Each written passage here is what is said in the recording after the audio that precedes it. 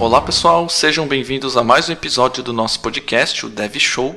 E hoje o nosso papo é continuar a nossa série sobre Solid, dessa vez falando do princípio do ISP, ou seja, o princípio da segregação de interfaces. Eu sou André Seco e é melhor ser um especialista do que um generalista. Fala aí galera, beleza? Eu sou Luiz Carlos Faria e hoje eu estou implementando a interface de ISP falando sobre ISP. Deu um mind blowing na minha cabeça. Olá pessoal, aqui é o Renato Groff e espero que você não trabalhe com interfaces com 40 métodos.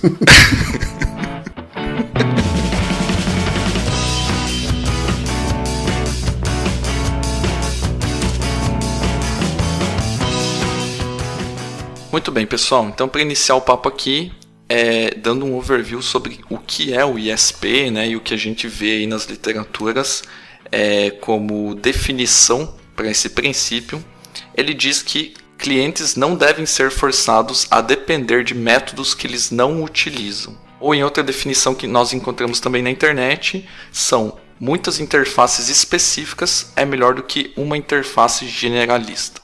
Né? Isso nos remete a granularizar mais as nossas interfaces de forma que elas atendam melhor o cenário dentro do nosso sistema. É isso aí. Então eu acho que o ponto de vista que a gente tem que olhar na hora de desenhar a interface é olhar para quem está consumindo.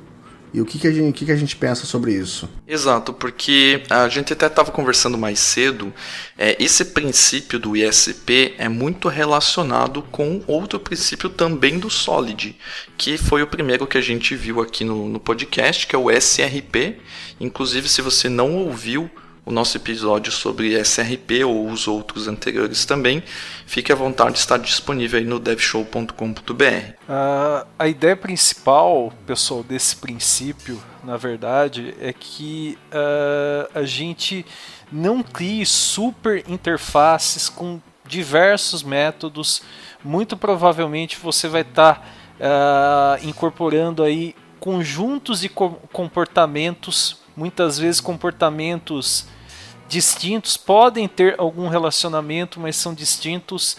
De repente você precisa fazer uma implementação baseada nessa interface e você precisaria só de um conjunto de funcionalidades que está previsto para ela, não de toda a estrutura que foi especificada na interface. Né? Então a ideia é que você implemente só aquilo que é necessário para uso dentro daquele contexto específico. Né? E a gente comentou aí até no esquenta aí do nosso podcast, né, que muitas vezes assim, o pessoal começa a usar a interface, né, e como muita coisa dentro da área de arquitetura de software, de tecnologias também, o pessoal se empolga, né, e sai usando indiscriminadamente. Então, se você tem um monte de métodos em uma interface, já desconfie, né? Porque você vai estar muito provavelmente incorporando várias responsabilidades e quem precisar implementar essa interface vai chegar à conclusão: caramba, eu não preciso de tudo isso, eu precisava só de uma, duas, três funcionalidades para atender uma determinada demanda. Né? Isso aí, e a gente consegue enxergar isso dentro do, por exemplo, do .NET, que acho que todo mundo aqui também está na mesma página. Quando a gente olha, por exemplo, para o INumerable, olha para o iCollection, olha para o List. A INumerable, por exemplo, ela é implementada pelos arrays, assim como lá do outro lado é implementado pelo List.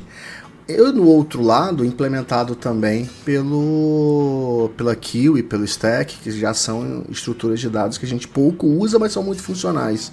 Então, a gente tem ali uma hierarquia de interfaces que dá para a gente exatamente o que a gente precisa. Inclusive os read-onlys, read-only list, read-only collection, que dão para a gente uma outra visão imutável de algumas listas. Boa, inclusive essa questão de iRead-only né, voltado para list, etc., né, é importante frisar que ele, como o Luiz falou, ele tem um uso específico para um cliente específico.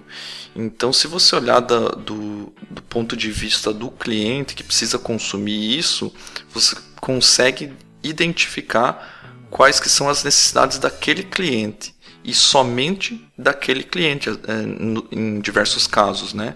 Então, inflar a interface desse cara é muito ruim, porque ele vai ser obrigado a implementar muitas vezes alguns métodos que originalmente ele nem precisaria, se a interface dele tiver muitas assinaturas de métodos lá que ele simplesmente não sabe implementar, não deveria implementar, né? Não é responsabilidade dele implementar, o que cai nessa questão que eu comentei antes, que é a questão do SRP, né? Então vai muito disso também. Se você seguir a mesma ideia do SRP, você cria apenas interfaces que tenham a responsabilidade de fazer uma coisa, correto?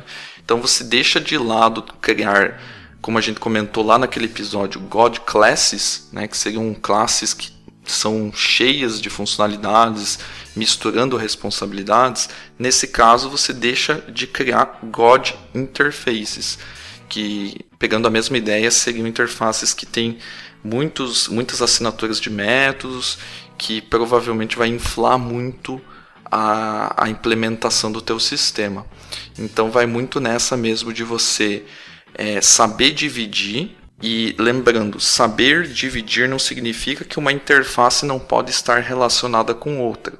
Você pode muito bem criar uma relação de uma com a outra, né, uma herança aí de interfaces, e deixar elas vinculadas, porque elas são relacionadas de alguma forma. Eu tô vendo aqui, por exemplo, eu tô olhando dentro da CLR, né? Então eu tô olhando, por exemplo, pro Data Reader. E o objeto base que a gente fala quando a gente acessa dados, primeiro código que a gente tivesse de acesso a dados, talvez hoje em dia a gente até veja Entity primeiro, mas quando a gente fala de usar SQL de fato na unha, a gente vê o Data Reader, mas que a gente commands, enfim, coisas desse jeito. A gente vê ali uma separação grave de interfaces em iData Reader, depois iDB, o DB Data Reader, depois você tem outros níveis de interface que vão te ajudar nesse processo. E é bem divertido ver, por exemplo, uma interface que ela é tão simples que ela tem 3 propriedades e 4 métodos, super simples de trabalhar. Exatamente, inclusive o Renato estava falando mais cedo de uma interface aí que a gente usa bastante quando está trabalhando com .NET, que é o iDisposable, né, Renato?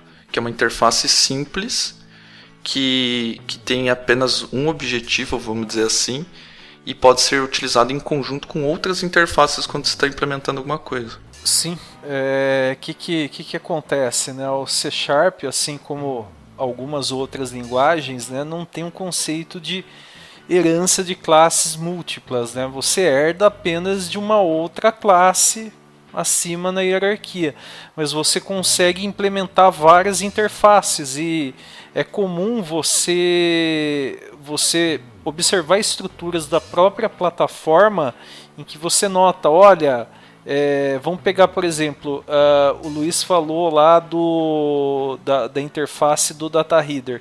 De repente você poderia criar uma implementação para o Data Reader e também criar uma implementação para o iDisposable, né, para você liberar os recursos no final de uma operação, de que o objeto não está sendo mais utilizado, né? E como o Luiz comentou, de repente você está implementando alguma coisa baseada na interface do Data Reader, né?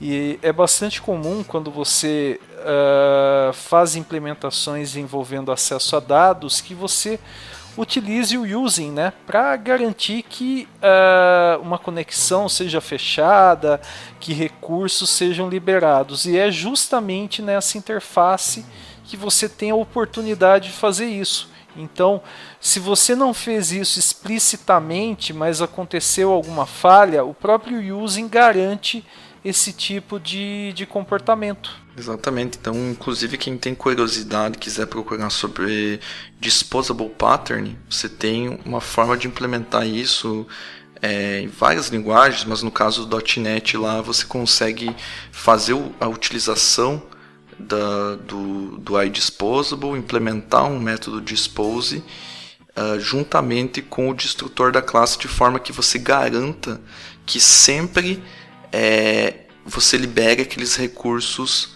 naquela classe, ou enfim, libere a conexão. Então é uma questão bem legal também de se ver. Muito bacana. Esse cenário do Dispose é muito legal, porque a gente vê ele propagado em tudo que a gente conhece do framework, tudo que tem algum tipo de objeto que aloca a memória, que é mais complexo, ele vai ter um Dispose em algum lugar, e ele só atende a essa finalidade, essa interface só atende a essa finalidade, e uma série de componentes sabem lidar com ela. Uma série de... Todas as infraestruturas que a gente conhece de, sei lá, data reader, o connections, commands, uma série de objetos consegue lidar com ela e de forma bem isolada, de forma bem simples. Sim, eu acho que ela é o suprassumo do ISP, né? Porque ela tem a assinatura do método dispose e nada mais. Então, mais segregado que isso, você não pode ter, né?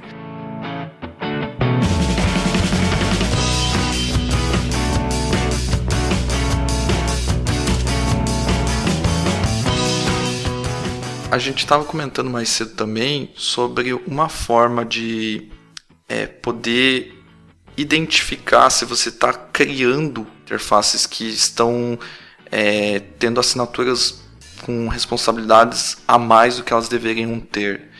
Então, o Luiz comentou ainda no início que olhar para os clientes, né, como a implementação desses clientes está sendo feita, e ver se está sobrando alguma coisa, ele está sendo obrigado a fazer uma implementação que ele não precisava, acho que é o melhor, né, indicativo que você está criando alguma coisa fora desse padrão.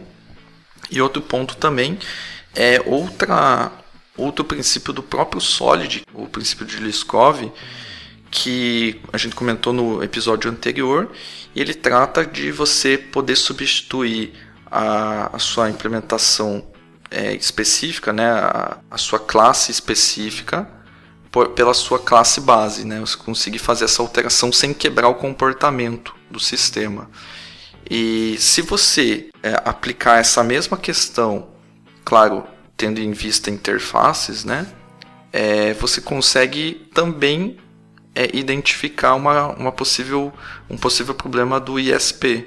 Porque se você está herdando de uma interface e você não tem como implementar um método que ela está te obrigando, muito provavelmente você vai retornar um null, ou vai retornar uma exception lá no seu código, e fazendo essa inversão aí do LSP, você pega também esse problema de interfaces. Então, como eu comentei em outro episódio, o Solid é muito amarrado um princípio com o outro. Então, muitas vezes você vai enxergar um problema que diz respeito a um princípio e você consegue resolver ele buscando, né, e se baseando em outro princípio também do Solid. Então acho que é muito bacana isso aí. Um ponto legal para a gente pensar é de fato olhar o que a gente está demandando do cliente das nossas classes, né? É que na maior parte das vezes a gente está fazendo classes que nós mesmos vamos consumir, mas há cenários em que você está fazendo classe para terceiros consumirem, outros programadores, outros. O ideal que a gente pensa em aproveitamento é que a gente construa classes e código que seja mais reaproveitável possível. E levar em conta o que os métodos das nossas interfaces, os métodos das nossas classes precisam carregar consigo, é também um ponto que deve ser chamado a atenção. Então, quando você passa a olhar com carinho para quem está consumindo, você começa a identificar essas discrepâncias. E muito bem lembrado, geralmente quando você vê uma coisa errada, uma discrepância dessa de interface, uma discrepância de comportamento, um ou mais elementos do Solid estão sendo feridos. Muitas vezes mais de um. Eu acho que isso que você comentou também é talvez aí um dos motivos do pessoal furar tanto princípio de responsabilidade única e mesmo o ISP, né? Porque você está criando muitas vezes implementação para você mesmo, né? E você não pensa assim, outra pessoa vai passar por esse código, né? Parece que é você aquele código para sempre, e não é isso, né? Boa. Exatamente. No episódio anterior também eu falei de um exemplo bem simples, né? Acho que ele cabe nesse episódio também, que é você, por exemplo, tem lá uma... Eu vou trocar o exemplo aqui por interfaces, no outro episódio foi falando de classes, né? Mas nesse caso você tem uma interface Ave, ela tem um método bicar e um voar, aí você tem uma implementação que é de um pinguim e uma implementação que é de um outro passarinho comum, aí, sei lá, um canarinho, pode ser, né? Então, o canarinho ele sabe bicar, sabe voar, né? Ele consegue implementar esses dois contratos da interface. Já o pinguim ele não consegue implementar o voar, porque ele é uma ave que não voa. Nem andar direito ele anda, né? Exatamente. Então, como que você resolve isso? Você segrega a tua interface. Você segrega a interface ave, retirando primeiro dela o contrato de voar, né, do método voar, e você cria uma outra interface chamada ave voadora, por exemplo, com o método de voar, e essa interface ave voadora é filha da interface ave. Então perceba que você já criou uma relação de interface para interface e você segregou elas de forma que cada implementação, cada cliente, que nem o Luiz e o Renato comentou, que tiver a demanda de implementar e tem suas características, suas peculiaridades, vai conseguir implementar sem você ser obrigado a colocar lá um método de voar numa ave que não voa, né? Retornando algo bizarro para o teu resultado final, né? Então vai chegar um null lá, você manda a ave voar, vai chegar um null. Nossa, que coisa estranha. Então você segregando e criando a hierarquia de forma fácil, eu acho que resolveria no caso e é apenas um exemplo muito simples de como você resolver isso. O null é o pior de todos. Lançar uma exception. Tá aqui o spoiler pro próximo episódio. Pro episódio futuro. Eu acho que tão ruim quanto o null é desenvolver APIs que só retornam 200, né? Uau! Nossa, aí você tocou em outro ponto muito grave. Tá no mesmo nível. Inclusive vamos pensar num episódio aí futuro também falando de padrões REST, alguma coisa assim, né? Ai, gente, muito bom, muito bom. Mas eu acho que esse pensamento é bem legal de pensar no cliente, pensar em como é a relação entre as classes, né? E, cara, a gente escreve código para reaproveitar, ponto. E ter que desenhar boas interfaces, isolar código, pensar em single responsibility, pensar em interface segregation ou qualquer outro pattern ou qualquer outro princípio do Solid, nos leva a melhorar a qualidade, a capacidade de reaproveitar esse código. Isso aí.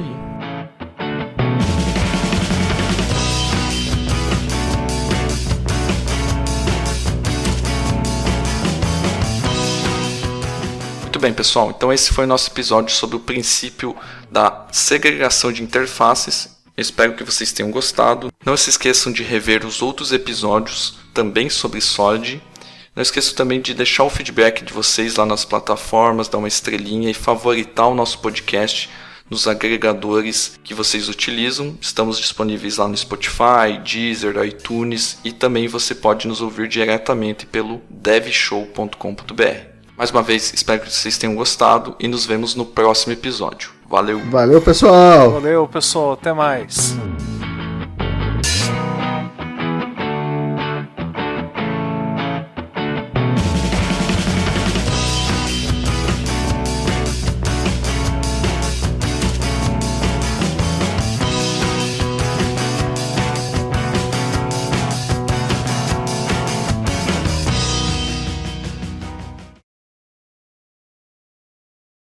Olá pessoal, aqui é o Renato Groff e temos uma exceção que indica que esse método não foi implementado.